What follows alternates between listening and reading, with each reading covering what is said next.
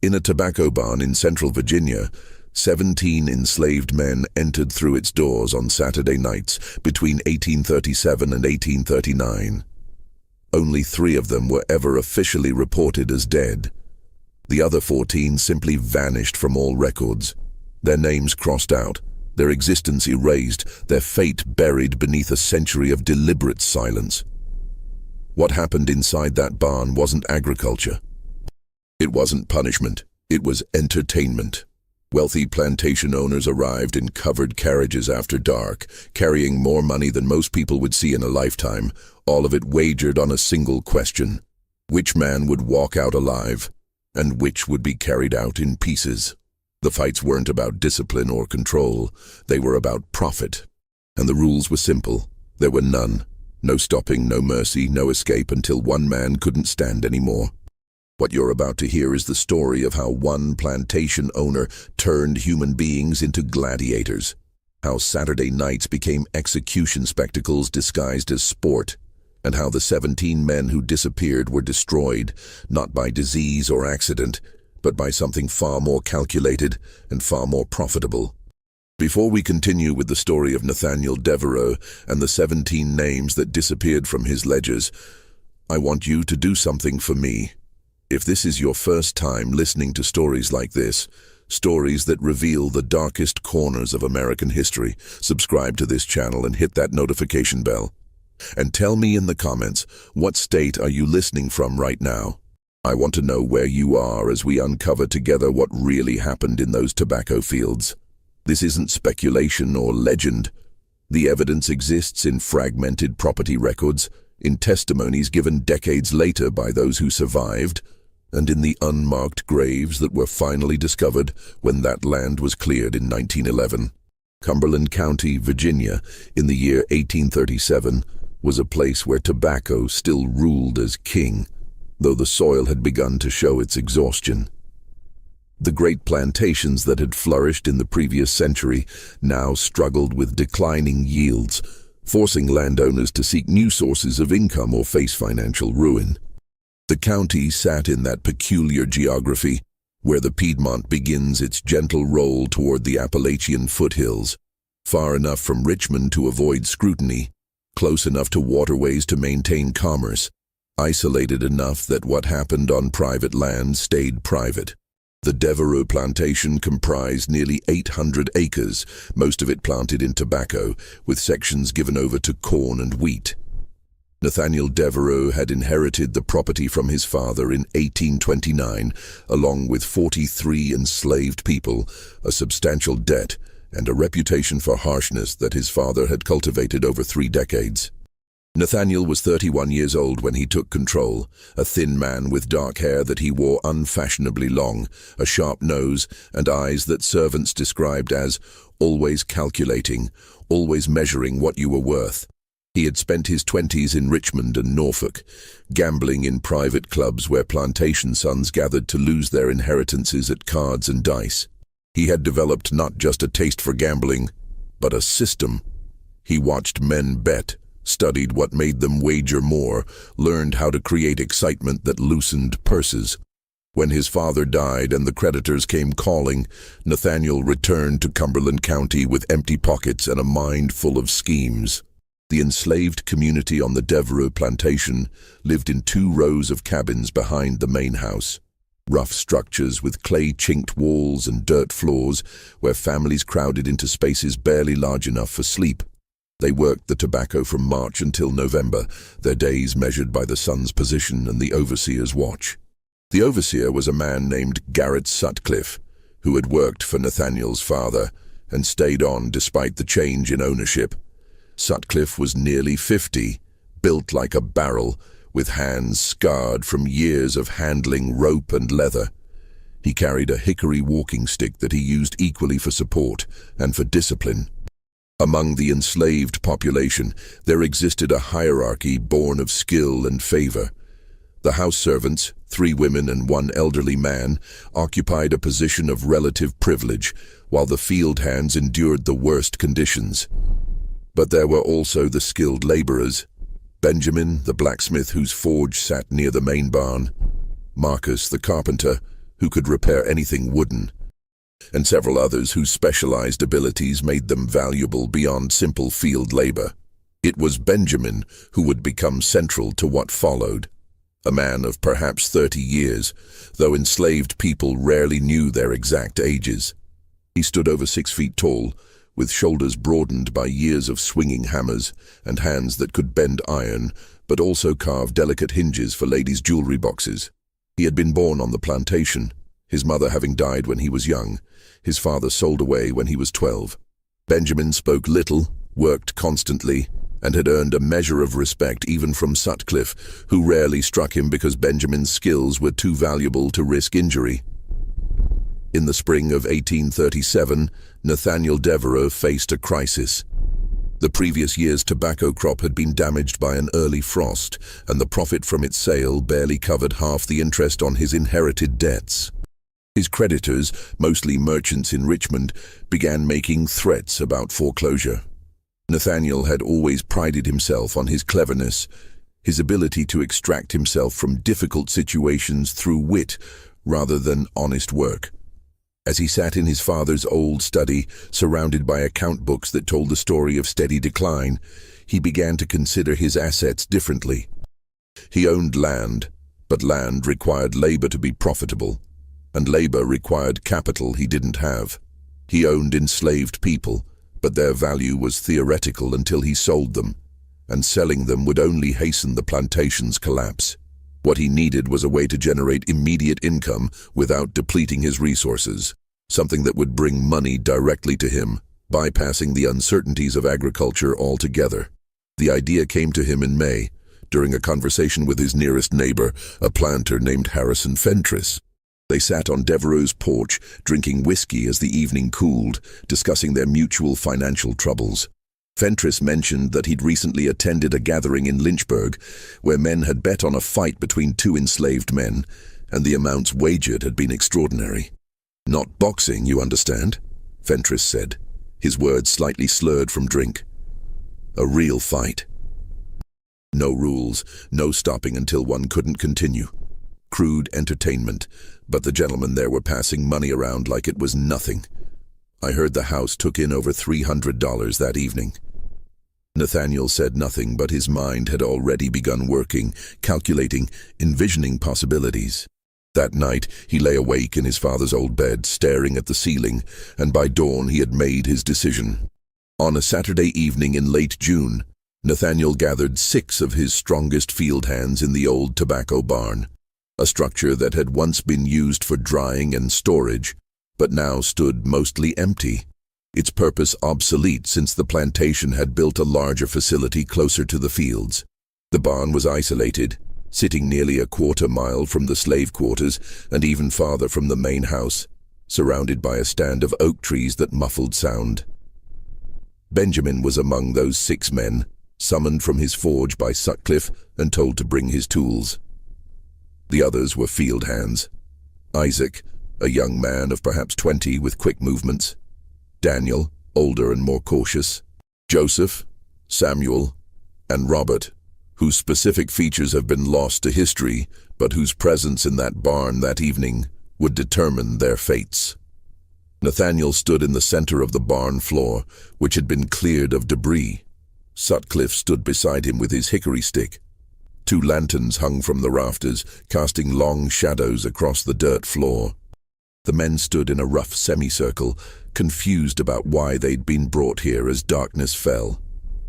"I have work for you," Nathaniel said, his voice carrying a false friendliness that made the men more nervous, not less. "Different work. Better work in some ways. You'll be compensated, not with money, of course, but with privileges. Better food. Less time in the fields. Perhaps even tobacco for those of you who want it." He paused, studying their faces, reading the mixture of suspicion and desperate hope that any promise of relief would bring. "What I need," he continued, "is a demonstration of strength, a test of skill. Benjamin, step forward." Benjamin moved toward Nathaniel, his expression carefully neutral. "You're the strongest man on this plantation," Nathaniel said. "Everyone knows it. But is Isaac faster?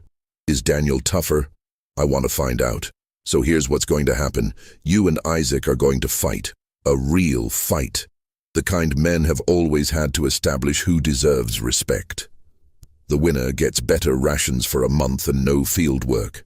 The loser goes back to regular duties. Simple as that. The silence that followed was heavy with understanding. These men had lived long enough under slavery to know that nothing was ever simple, that any promise from a master came with hidden costs, that what sounded like opportunity often led to suffering. But they also knew that refusal wasn't an option. Benjamin looked at Isaac, who wouldn't meet his eyes. Isaac was young enough to be Benjamin's son, lean and quick, good with his hands when it came to delicate work like tying tobacco leaves. The idea of fighting him made Benjamin's stomach tighten. "I don't want to fight," Benjamin said quietly. Nathaniel's false friendliness evaporated. "I don't recall asking what you wanted." "Sutcliffe, remind Benjamin what happens when my instructions are questioned." Sutcliffe moved toward Benjamin with the hickory stick raised, but before he could strike, Benjamin spoke again. "I'll fight." What happened next lasted perhaps 10 minutes, though those who were forced to watch said it felt like hours. Benjamin and Isaac circled each other on the dirt floor while Nathaniel and Sutcliffe observed. There were no rules given, no boundaries set, just the implicit understanding that they should fight until Nathaniel was satisfied. Isaac struck first, a quick jab that caught Benjamin on the jaw. Benjamin barely moved. He outweighed Isaac by 50 pounds and had no desire to hurt the younger man, but Isaac kept coming, driven by fear of what would happen if he didn't try. Benjamin defended himself, blocking strikes, pushing Isaac away without real force, trying to end this without causing injury, but Nathaniel wasn't satisfied. "This is pathetic," he said after a few minutes. "I said a real fight. If I don't see blood in the next minute, you'll both get 20 lashes and spend a week in the root cellar." The threat transformed the encounter. Isaac came at Benjamin with desperate intensity, and Benjamin, seeing no way to protect them both, finally struck back, a single solid blow to Isaac's midsection that dropped the young man to his knees, gasping for air. Benjamin immediately moved to help him up, but Sutcliffe pushed him back. Nathaniel walked over to Isaac, crouched beside him, examined him like a buyer inspecting livestock. "Adequate," he finally said. "This will work. Saturday nights from now on, we'll have these contests. I'm going to invite some friends to watch. There will be betting. You'll all take turns fighting, and as I said, the winners will be rewarded." As the men filed out of the barn, Benjamin heard Nathaniel say to Sutcliffe, "Next week, invite Fentress and perhaps the Kincaid brothers. Start with modest stakes. We'll build from there." That night, in his cabin, Benjamin told his woman Sarah what had happened. Sarah was a field hand, small and fierce, who had survived 3 children being sold away before she was 30. She listened in silence, her face hardening. "He's going to kill someone," she said when Benjamin finished. "Maybe not," Benjamin said, though he didn't believe it. "He will," Sarah insisted. "Because men who bet want excitement, and excitement means more violence, and more violence means someone dies. It's just a matter of when." She was right, though it would take several months before the inevitable occurred. The Saturday night fights became a fixture on the Devereux Plantation throughout the summer and fall of 1837. Word spread among Cumberland County's planters, discreetly, through private conversations and hand-delivered notes, that Nathaniel Devereux was hosting sporting events that offered more genuine excitement than the usual card games and horse races. Men began arriving after dark in covered carriages, entering the property through a back road that avoided the main gate, parking near the tobacco barn, where lanterns now burned every Saturday evening. The fights themselves evolved rapidly, responding to the demands of the growing audience. What began as simple matches between 2 men expanded into a more elaborate system. Nathaniel kept records, a leather-bound journal where he tracked each fighter's wins and losses, their physical condition, their willingness to engage.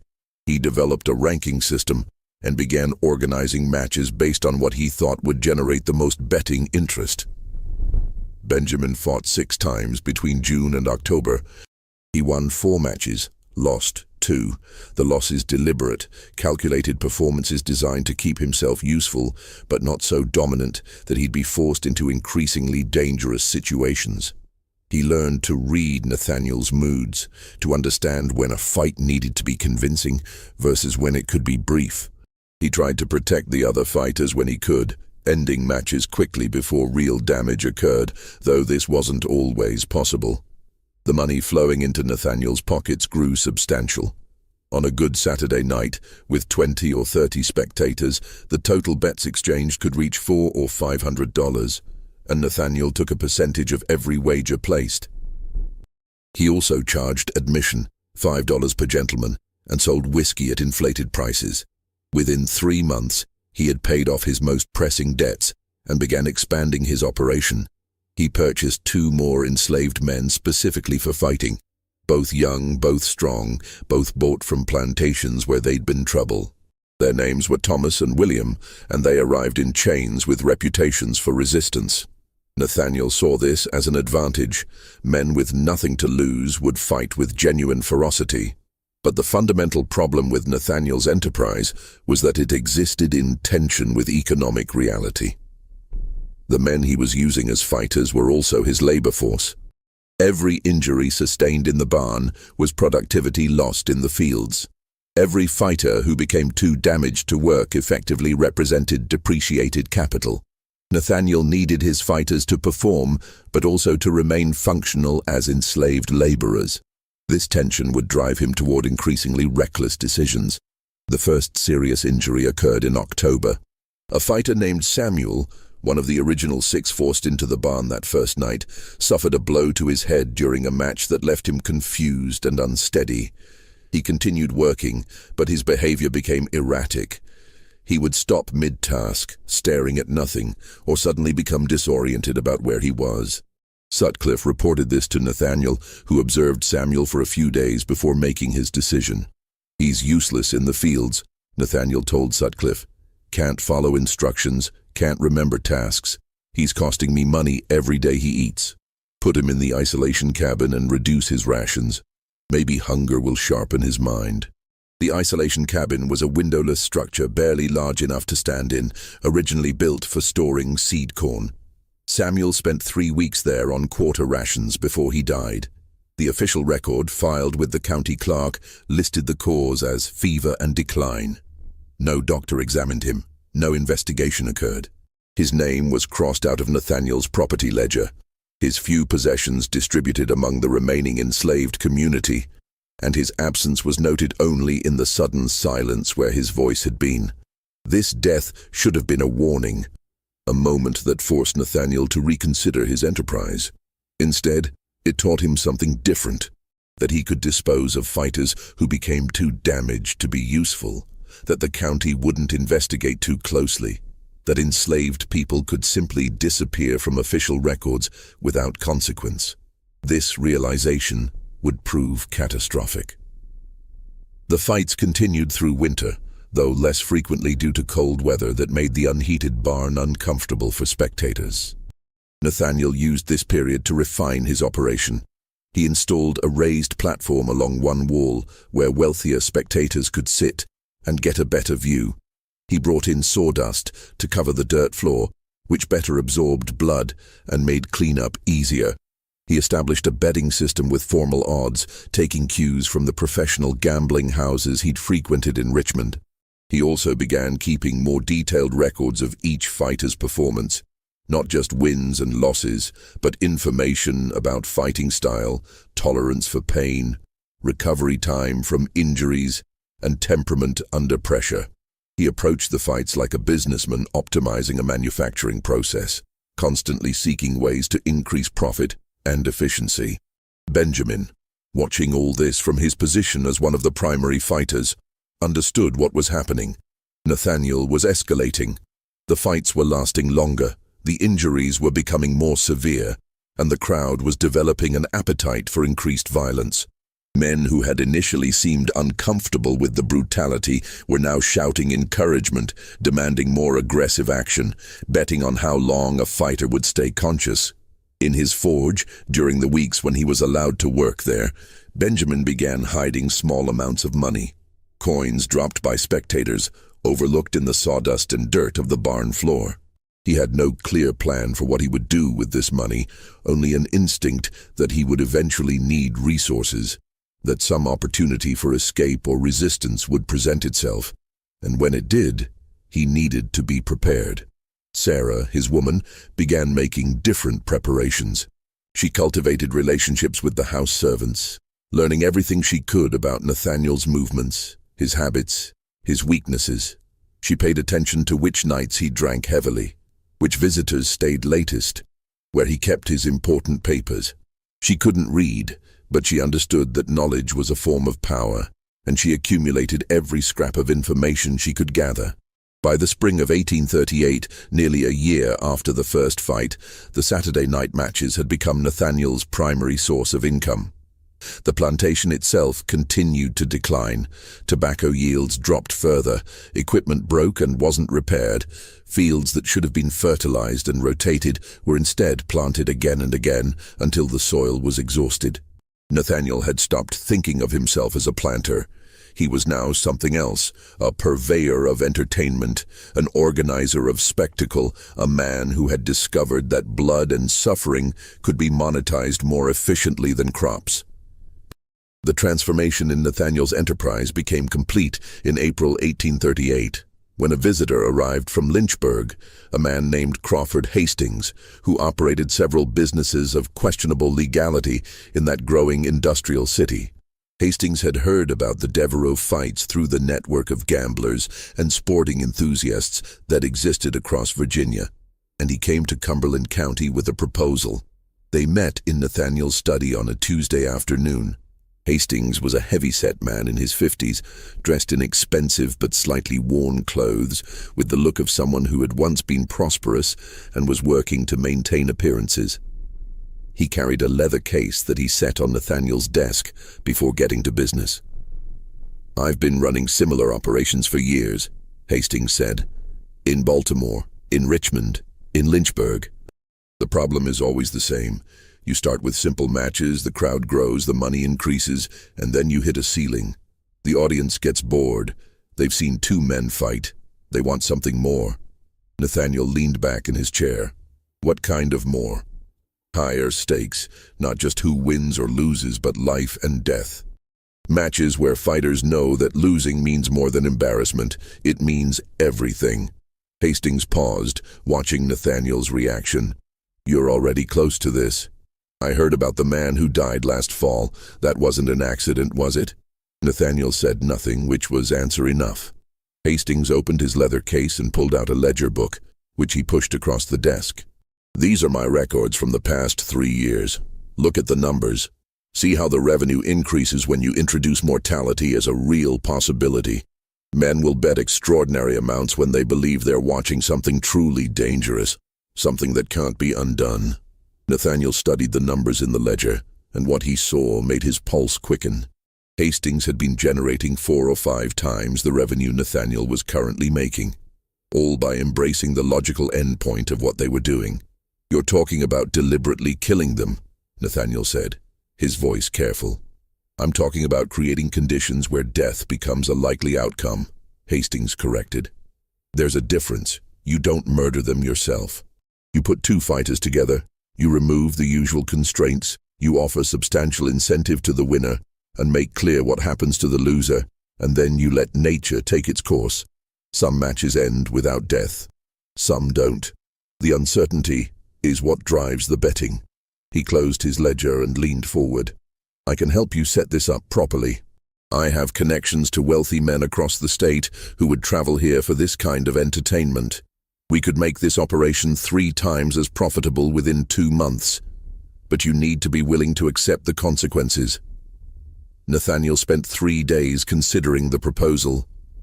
The moral dimension barely troubled him. He had long since rationalized that enslaved people were property, that their suffering was simply an economic externality, that his financial survival justified whatever measures he needed to take. What concerned him more was the practical risk. Bodies were harder to dispose of than paperwork errors. If too many enslaved people died, even the lax oversight of Cumberland County might eventually notice. But Hastings had answers for these concerns as well. When they met again on Friday, he laid out a complete system. How to vary the fighters so no single man disappeared too often, how to stage deaths to look like accidents or natural causes, how to bribe the county clerk to overlook discrepancies in property records, how to dispose of bodies in ways that left no evidence. He had refined this over years of practice, and he spoke about it with the casual confidence of someone discussing tobacco cultivation. Nathaniel agreed to the partnership on Saturday morning. That evening, the nature of the fights changed forever. The first match under the new system involved Thomas and William, the two men Nathaniel had purchased specifically for fighting, both known for their resistance and strength.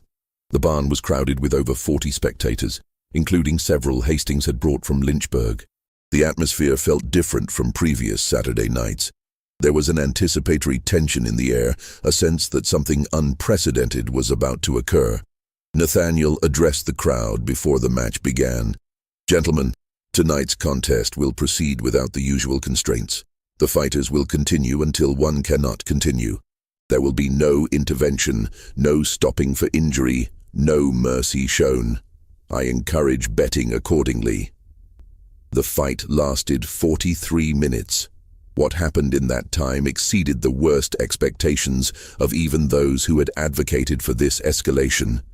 When it ended, Thomas was unconscious on the sawdust-covered floor, his face so damaged that he was barely recognizable, and William stood over him shaking, his hands covered in blood, unable to process what he'd just been forced to do. Thomas survived another 6 days, never regaining full consciousness before dying in the isolation cabin. His death was recorded as consumption and decline. His body was buried in an unmarked grave in the woods beyond the plantation's cultivated fields, in a location known only to Sutcliffe and 2 enslaved men who were forced to dig the hole and sworn to silence under threat of the same fate. The money generated that night exceeded anything Nathaniel had previously collected. Hastings' connections had brought wealthy spectators willing to bet amounts that field hands couldn't earn in a lifetime of labor. When Nathaniel counted his share after everyone left, he had nearly $800, more than his best tobacco harvest had ever brought. Benjamin, who had been forced to watch from the side of the barn, understood exactly what had happened. This wasn't fighting anymore. This was execution dressed up as sport, and he understood, with absolute clarity, that every man fighting in this barn was now living on borrowed time, that Nathaniel had crossed a threshold he wouldn't walk back from, that the only question was which of them would die next and how long the rest would survive. That night, back in his cabin, Benjamin told Sarah, "I need you to do something. There's a woman named Rachel who works in the Fentress house, 3 plantations south. She has connections to free black people in Lynchburg who help people escape. You need to get word to her. Tell her we need help, not just me, all of us. Everyone in this barn Saturday nights." Sarah looked at him with tears in her eyes. "You know what they do to people who try to run. I know what they're doing to people who stay," Benjamin said. Over the next 4 months, between April and August of 1838, 6 more enslaved men died as a result of injuries sustained in Nathaniel's barn. Not all died immediately. Some lasted days or weeks, suffering from internal injuries, infections, or damage that slowly destroyed their capacity to survive. Each death was recorded as something else: fever, heart failure, accident, consumption. The county records showed nothing unusual. The plantation ledgers simply showed a declining number of enslaved laborers, which could be explained by sale or natural causes. Hastings came to Cumberland County every Saturday now, bringing new spectators, expanding the network of men willing to pay for this specific form of entertainment. The barn could hold perhaps 50 men comfortably, and it was regularly full. The betting pools grew larger, sometimes reaching $1,000 or more. Nathaniel was making more money than his plantation had earned in its best years, and he reinvested some of this profit into the operation itself. Better lanterns, a second platform for premium spectators, even a separate entrance for men who wanted to arrive discreetly. But the operation created problems that money couldn't solve. The enslaved community on the plantation lived in terror, knowing that any man could be selected for the next fight, that refusing meant immediate punishment, that winning only meant you'd have to fight again. Field productivity collapsed. People worked slowly, with a kind of hollow-eyed desperation, waiting to see which of their community would be next to disappear. Benjamin had fought twice more under the new system, winning both matches by being faster and more strategic than his opponents, ending fights before they reached the worst extremes. But he knew this couldn't continue. He was 30 years old, perhaps a bit older, and some of the men now being brought into the barn were younger, faster, more desperate. Eventually, someone would be faster than him, or he would make a mistake, or Nathaniel would decide he'd become too expensive to keep alive. Sarah had managed to get word to Rachel at the Fentress Plantation, and Rachel had sent back a message through the invisible network of enslaved people who communicated across property lines. There were people in Lynchburg who could help, but the cost would be high. Not money exactly, but risk. The escape route required traveling nearly 40 miles north, crossing multiple rivers, avoiding patrols, and timing everything perfectly. And Benjamin wouldn't be able to do it alone. If he ran, Sarah would be punished in his place. They would both need to go, along with anyone else willing to risk everything. Benjamin began quietly approaching the other fighters, testing their willingness to act. Some were too broken by fear to consider it. Others were too angry to think clearly. But a few. William, who had killed Thomas and hadn't been the same since. Isaac, the young man from the first fight who now bore scars across his face. And a man named Elijah, recently purchased and not yet fully beaten down. These men listened when Benjamin talked about escape. "It won't be easy," Benjamin told them one night in whispered conversation behind the barn, during a rare moment when they weren't being watched. "And most people who run don't make it. But everyone who stays here is going to die. Maybe not next week, maybe not next month, but eventually, we're more profitable dead than alive now. You understand that, right?" William nodded slowly. "When?" "Soon," Benjamin said. "Within the month. There's a route north, people who can hide us, but we need to time it right. When Nathaniel is distracted, when the barn is full and everyone's drunk and paying attention to the fights instead of counting heads." But before they could finalize any plan, something happened that changed all calculations. On a Saturday night in mid-August, during a fight between two men whose names weren't recorded, one of the spectators suffered a stroke. The man, a wealthy planter from Lynchburg named Theodore Marsden, collapsed during the match, gasping and clutching his chest, and died within minutes despite efforts to revive him. The crowd panicked. Suddenly, these men who had been comfortable watching enslaved people die were confronted with the death of one of their own, and it shattered the illusion of safety they'd constructed. Several spectators left immediately, and by the end of the evening, Nathaniel was facing a crisis. Marsden had been one of Hastings' most reliable contacts, a man whose presence had brought other wealthy spectators. His death would draw attention, questions, possibly investigation. Hastings and Nathaniel met late that night after everyone else had left, standing in the barn amid the sawdust and blood and lantern smoke. "This is a problem," Hastings said. "Marsden's family will want to know what he was doing here. They're prominent people. We can't just say he had a stroke and leave it at that." "What do you suggest?" Nathaniel asked. "We need to shut down for a while, a month, maybe 2. Let this settle. Come up with a story about tonight that doesn't involve the fights. Say he was here looking at horses or discussing tobacco contracts, something legitimate." Nathaniel shook his head. "I can't afford to shut down. I've got debts again, spent too much expanding this operation. I need the Saturday night revenue."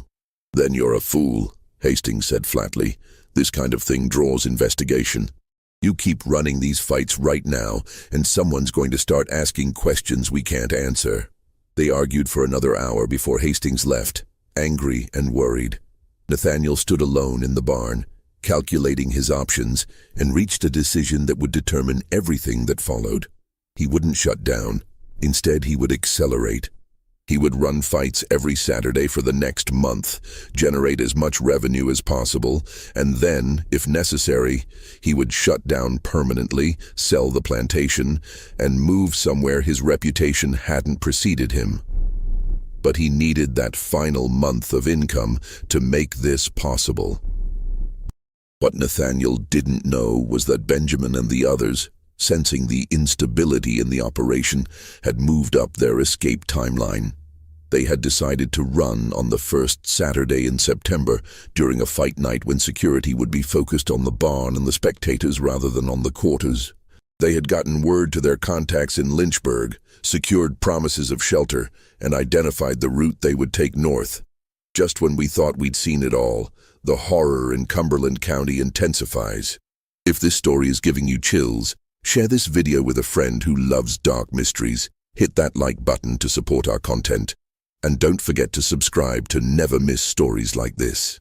Let's discover together what happens next in Benjamin's desperate plan for freedom.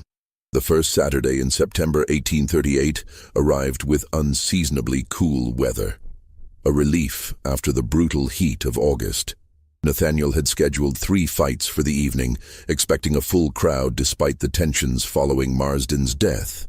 Some spectators had stayed away, but enough remained, drawn by the reputation of the Devereux barn, by the promise of violence that exceeded anything available elsewhere, that Nathaniel anticipated another profitable night.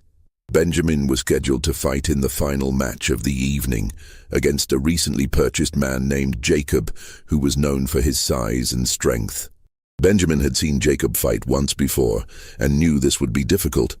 Jacob was younger, heavier, and had nothing to lose, which made him dangerous in ways that went beyond physical capability. But Benjamin wasn't planning to be there for the fight. By the time his match was scheduled to begin, he and the others would be miles away, moving through darkness toward the first checkpoint on their route to freedom. The plan was simple in concept, though execution would be difficult. During the second fight of the evening, when the barn was full and attention was focused on the 2 men in the center, Benjamin, William, Isaac, and Elijah would slip away from the holding area where fighters waited. Sarah and 3 other women who had decided to risk everything would meet them at a predetermined location behind the old corn crib. From there they would head north, staying off main roads, moving through forests and fields, aiming to cover 15 miles before dawn. They had one advantage. No one would notice their absence until Benjamin failed to appear for his scheduled match, and by then they would have at least an hour's head start. Nathaniel would be drunk by the 3rd fight. He always was, and Sutcliffe would be managing the crowd, collecting bets, maintaining order. The other enslaved people on the plantation knew what was happening, but they wouldn't say anything. They had too much to lose and nothing to gain from betraying the escape attempt. The first 2 fights proceeded as planned. Benjamin and the others waited in the holding area, a corner of the barn separated by a canvas curtain, and listened to the sounds from beyond. The crowds shouting, the impact of flesh on flesh, the occasional scream. When the second fight was reaching its conclusion, they moved. Benjamin went first, slipping through a gap in the barn's rear wall that he'd deliberately widened during his work as blacksmith, making repairs that intentionally left access points. William followed, then Isaac, then Elijah. They crossed the open ground behind the barn in a crouch, staying in shadows, moving toward the corn crib where Sarah and the women waited. But something went wrong. One of the house servants, a woman named Meg, who hadn't been told about the escape because they didn't trust her loyalty, saw the movement and became alarmed. She had seen enslaved people punished for less suspicious behavior, and she made a decision that she probably believed was self-preservation. She told Sutcliffe. Sutcliffe was standing near the barn entrance when Meg approached him, and when she whispered what she'd seen, his face went dark with understanding. He immediately moved to the holding area, discovered it empty, and went straight to Nathaniel, who was standing with a group of spectators, a glass of whiskey in his hand, watching the second fight end. "They've run," Sutcliffe said quietly, pulling Nathaniel aside. Benjamin and at least 3 others, just now during the fight. Nathaniel's expression transformed from drunken pleasure to cold fury. "Get the dogs. Wake the overseer from the Kincaid place and tell him we're paying for his services tonight. Round up every man here who's willing to ride and offer $50 to whoever brings them back. Move now." Within 15 minutes, the barn had emptied as men mounted horses and organized into hunting parties. Dogs were unleashed, bloodhounds kept for exactly this purpose, trained to track human scent. The Saturday night entertainment had suddenly transformed into something more immediate and primal, a manhunt. Benjamin and the others were 1.5 miles away when they heard the first dogs baying in the distance. They were moving through a section of pine forest, following a creek that would mask their scent. But the sound of pursuit was unmistakable. Sarah, running beside Benjamin, gasped out words between breaths. "They know already. We didn't get enough time." Benjamin made a decision. "Split up. William, you take Elijah and head northeast toward the Lynchburg Road. The rest of us go north through the wetlands. They can't track both groups equally." William nodded and veered away with Elijah. The 2 groups separated, and Benjamin led Sarah, Isaac, and the 3 women north toward a section of swampy ground that would be difficult for horses and dogs to navigate. They ran for another hour, their lungs burning, their legs trembling with exhaustion. Behind them, the sounds of pursuit grew sometimes louder, sometimes fainter, as the hunting parties spread out across the countryside. They crossed 2 more creeks, climbed through tangled underbrush, passed through a section of old-growth forest where the canopy was so thick that barely any moonlight penetrated. Just before midnight, they reached the edge of a swamp, a section of wetland that locals avoided because the ground was treacherous, full of sinkholes and quicksand and water that could be knee-deep one moment and neck-deep the next. Benjamin had learned about this area from other enslaved people who had mapped every dangerous location for miles around, information passed down as a form of protection and strategy. "Through the swamp," Benjamin said. "It's the only way we lose the dogs for sure." They waded into dark water, feeling their way forward, testing each step before committing their weight. The water was cold and thick with vegetation. Strange sounds echoed across the swamp, birds, frogs, things splashing in the darkness. They moved slowly, terrified of making noise that would give away their position. Behind them, perhaps a 1/4 mile back, they could hear the dogs reaching the swamp's edge and the confusion of the hunters trying to decide whether to follow or circle around. Most of the hunting party chose to circle, but at least one group, led by Sutcliffe himself, entered the swamp on horseback, determined not to let the escapees gain ground. Benjamin and the others were halfway through the swamp when they heard Sutcliffe's voice calling out through the darkness, "Benjamin, I know you can hear me. You're not getting away. Come back now, and Devereux promises only 30 lashes. Keep running, and you'll hang all of you." No one answered.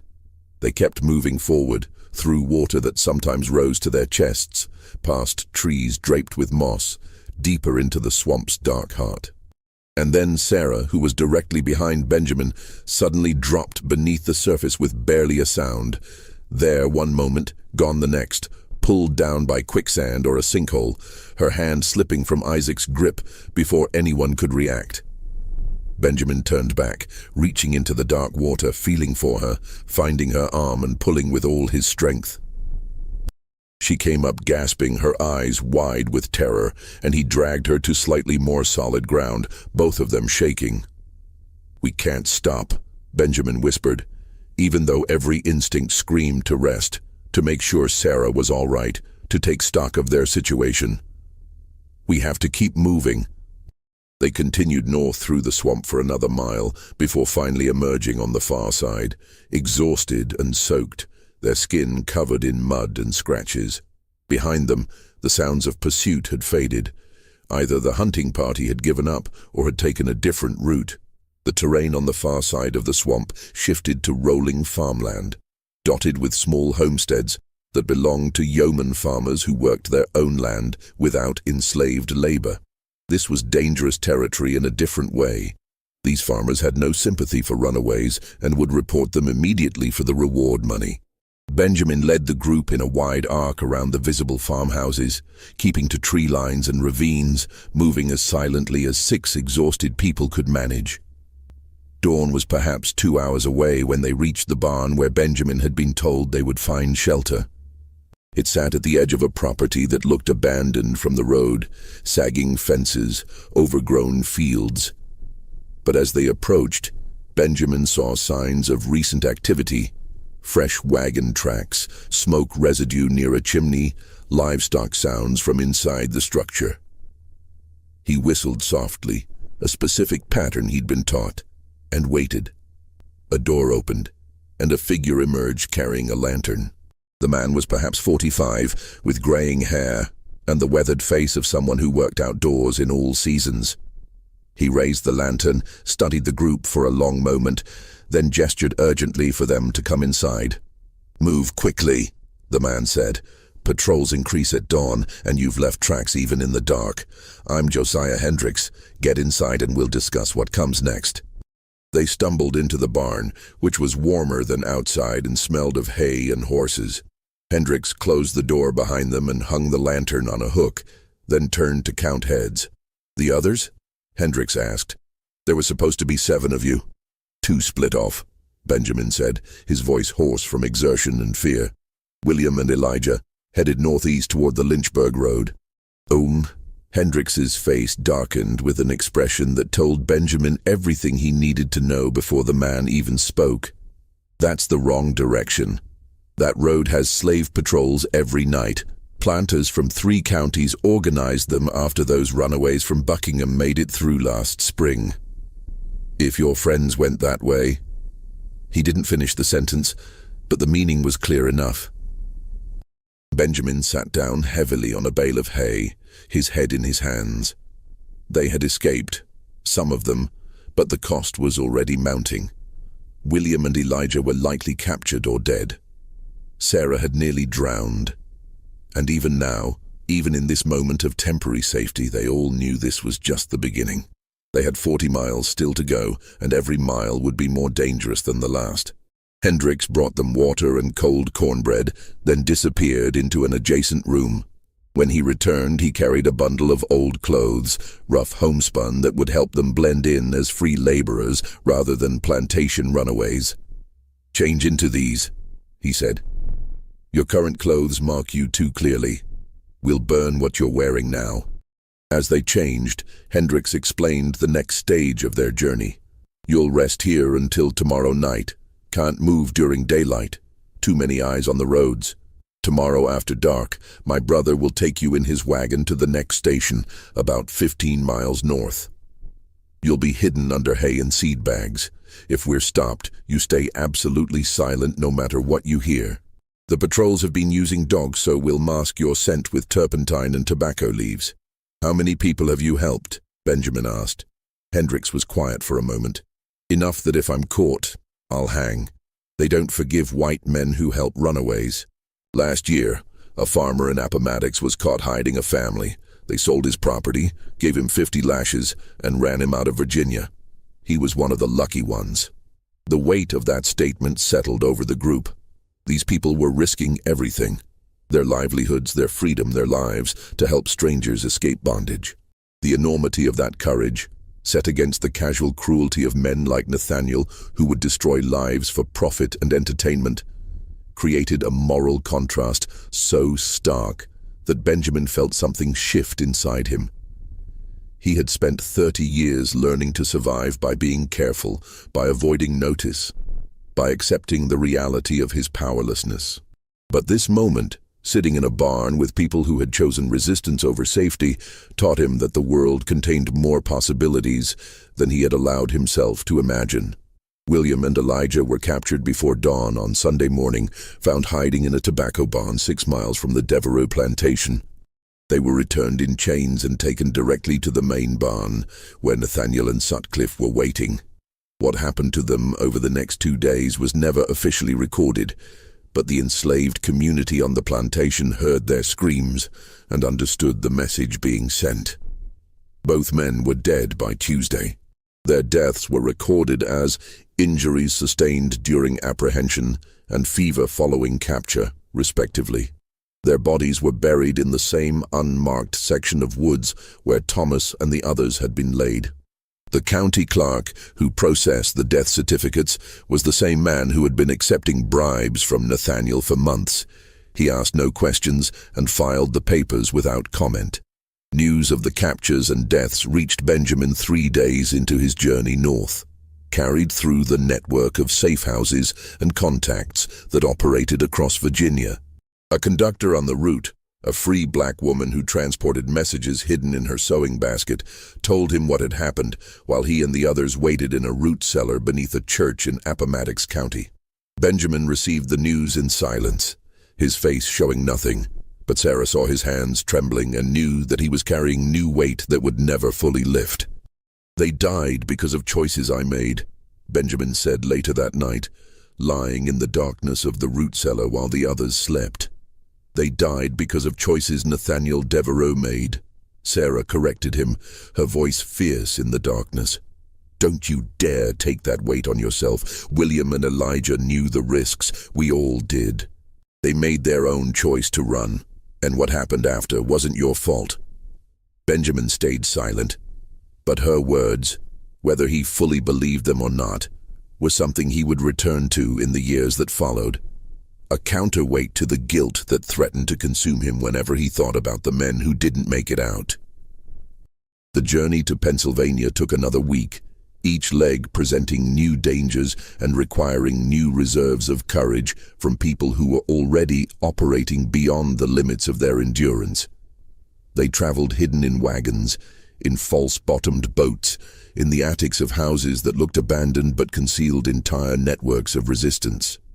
They passed through communities where enslaved and free black people maintained sophisticated communication systems, where Quaker families risked everything to operate safe houses, where poor white farmers who had no love for the plantation system offered shelter because they believed that no person should own another.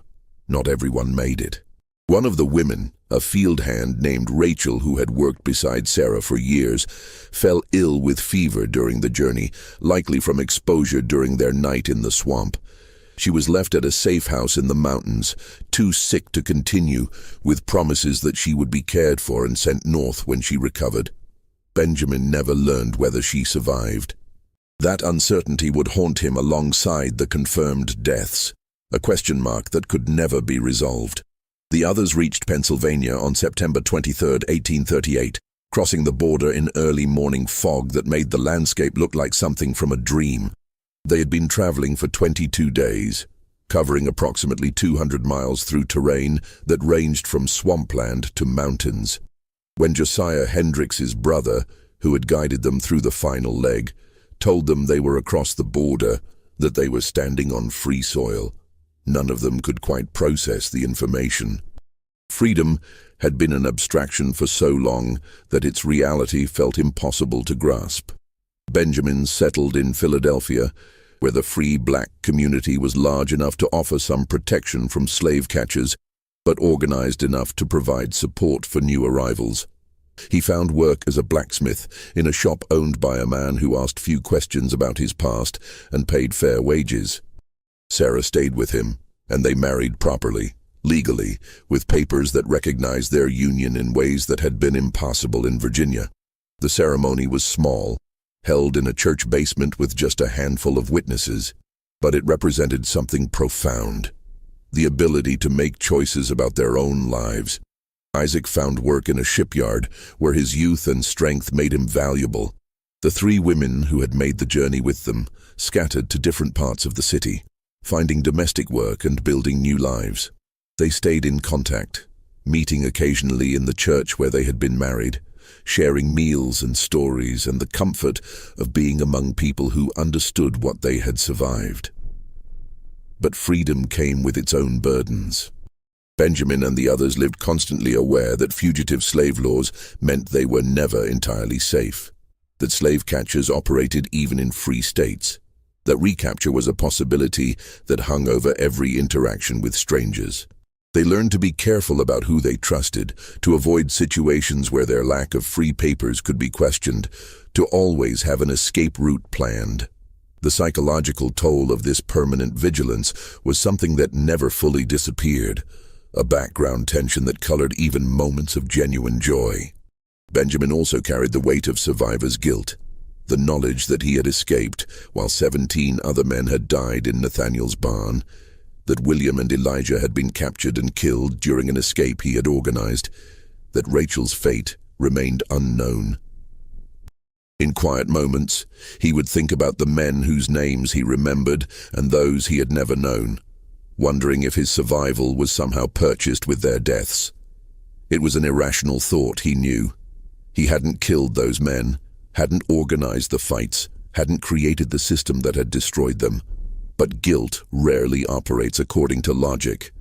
Sarah helped him navigate these dark periods, reminding him that bearing witness was its own form of resistance, that surviving and telling the truth about what happened was a way of honoring the dead rather than betraying them. It was her encouragement that eventually led him to speak publicly about his experiences, though it would take decades before he felt safe enough to do so. Back in Cumberland County, Nathaniel Devereaux's operation collapsed within weeks of the escape. The manhunt had drawn too much attention from neighboring plantations and county authorities who had previously been content to ignore rumors about the Saturday night activities in his barn. Questions were asked about the unusual number of enslaved people who had died on his property, about the wealthy men who had been visiting regularly, about whether the deceased Theodore Marsden had really been there to discuss tobacco contracts as claimed. Hastings disappeared back to Lynchburg and cut all ties with Nathaniel, unwilling to risk his own operations being exposed.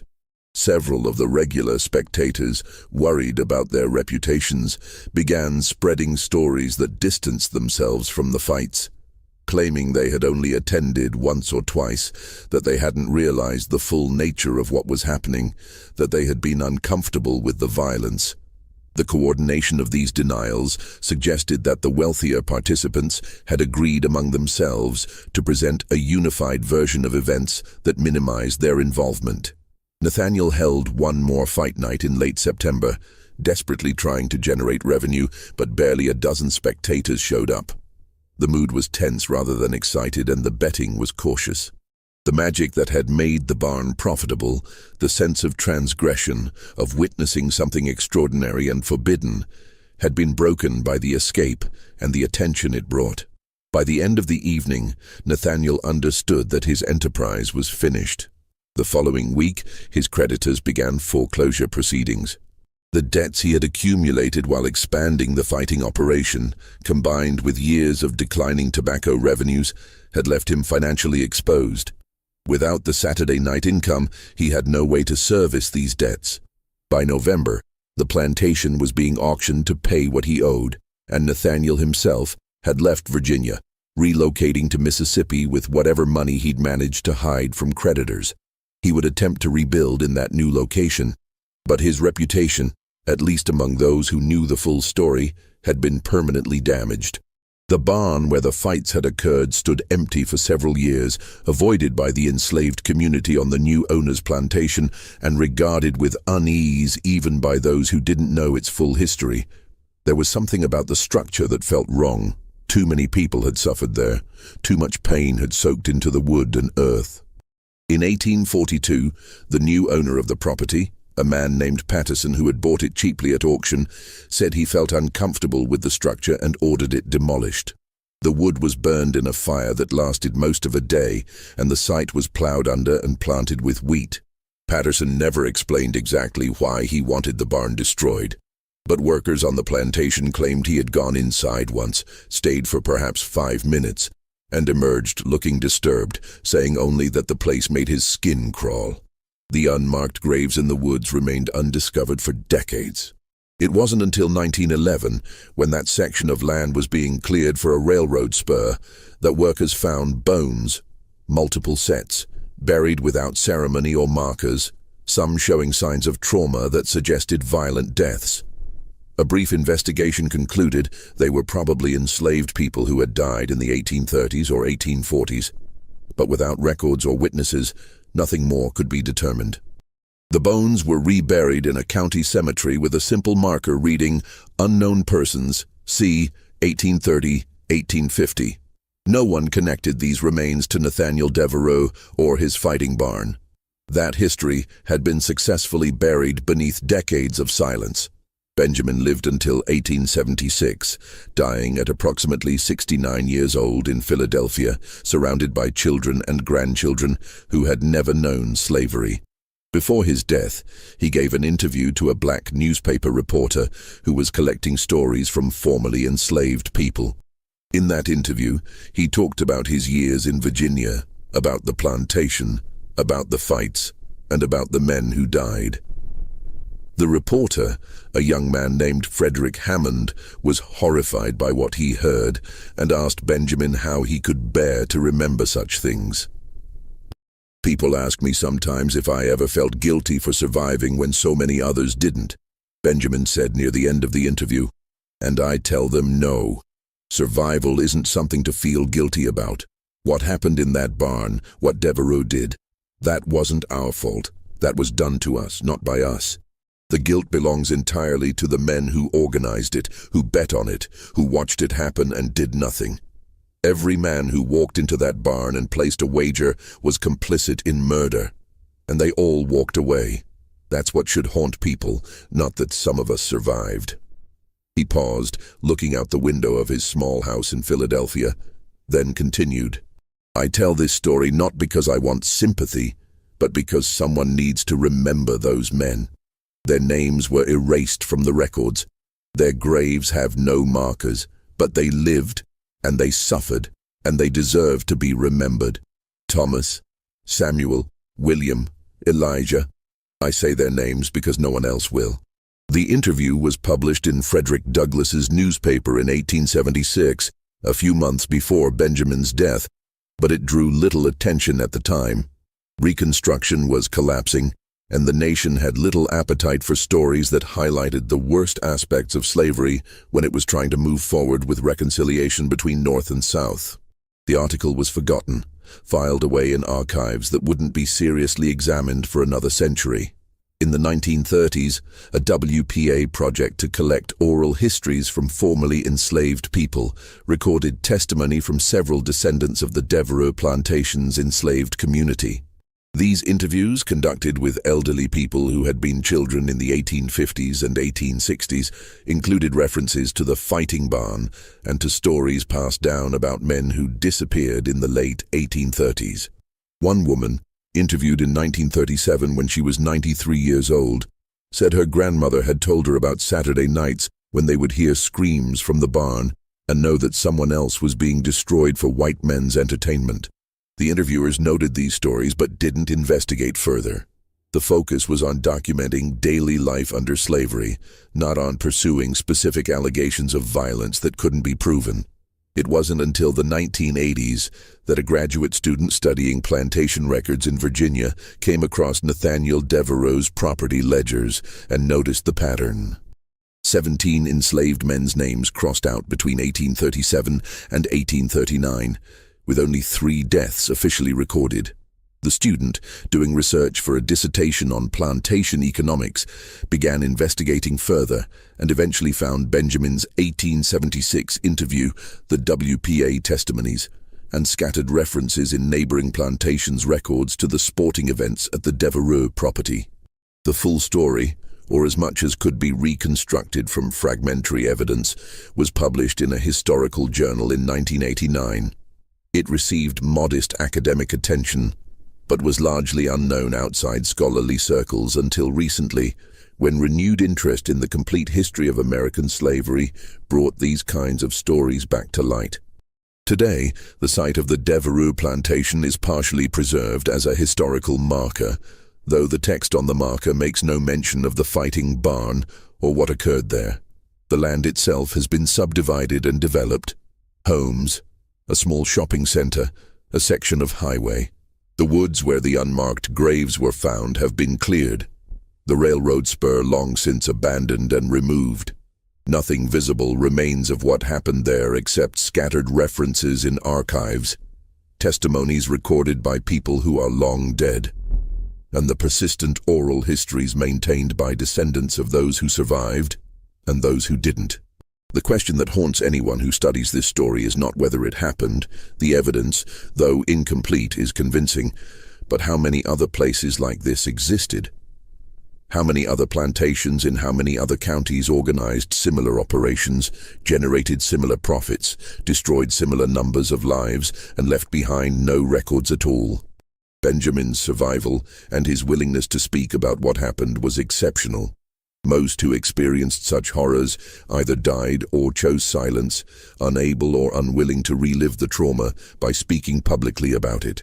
This mystery shows us that the worst aspects of history are often those that were most profitable to hide, that official records tell only the stories that powerful people chose to preserve, and that truth depends on the courage of witnesses to speak even when no one wants to listen. What do you think of this story? Do you believe everything was revealed, or do you think there are darker details still hidden in archives waiting to be discovered? Leave your comment below. If you enjoyed this investigation into hidden history and want more stories that reveal uncomfortable truths, subscribe, hit the notification bell, and share with someone who understands that we can't move forward without confronting the past honestly. See you in the next video.